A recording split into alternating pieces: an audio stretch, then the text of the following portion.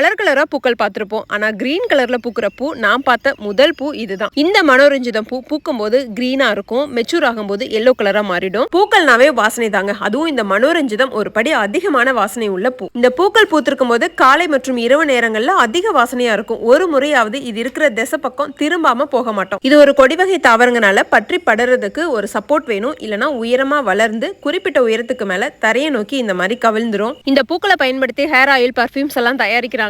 இந்த மனோரஞ்சிதம் பூக்களுக்கு ஒரு அதிசயமான குணம் உண்டு. நம்ம மனதில் என்ன பழங்களை நினைச்சிட்டு முகர்ந்து பாக்குறோமோ அந்த பழங்களோட வாசனை இந்த பூக்கள்ல வீசுங்கிறது ஒரு நம்பிக்கை.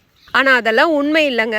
இதோட வாசனை அந்த மாதிரி மனதை மயக்கிறதா இருக்குது. அதுதான் உண்மையான காரணம். சரியான நேரத்துல இதுக்கு ஒரு சப்போர்ட் அமைச்சு கொடுக்கலன்னா ரொம்ப உயரமா வளர்ந்துருது.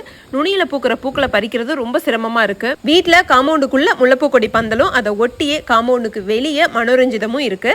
சரி, ரொம்ப உயரமா வளர்ந்துருச்சு, நுனியில பூ இருக்கு, சல்லக்கொக்கி வச்சு வளைச்சுதான் பறிக்கணும். எங்க அருமை புத்திரன் வந்து பறிச்சு கொடுத்துட்டான். அடுத்து இவன் என் அருமை தம்பியோட புத்திரன். இவன் பாருங்க எவ்வளவு சந்தோஷமா சிரிச்சுட்டே அத்தைக்கு முல்லைப்பூ பறிச்சு கொடுக்குறான்னு. இந்த மாதிரி மனோரஞ்சிதம் பூவோட முல்லைப்பூவை கலந்து கட்டி வைக்க யாருக்கெல்லாம் பிடிக்கும்னு சொல்லுங்க. நானும் இந்த பூக்கள் பூக்கும் போதெல்லாம் மனசுல ஏதாவது ஒரு ஃப்ரூட்ஸை நினைச்சிட்டு முகர்ந்து பார்த்திருக்கேன். அந்த ஃப்ரூட்ஸோட வாசனை வரதில்ல. எனக்கு எப்படி தோணும் தெரியுங்களா? ஒரு ரூம் நிறைய அன்னாசி, மாம்பழம் இதை ரெண்டையும் கலந்து வச்சுட்டா திறக்கும் போது என்ன வாசனை வருமோ அந்த வாசனை தான் இந்த பூக்களை முகர்ந்து பார்க்கும்போது எனக்கு தோணுது.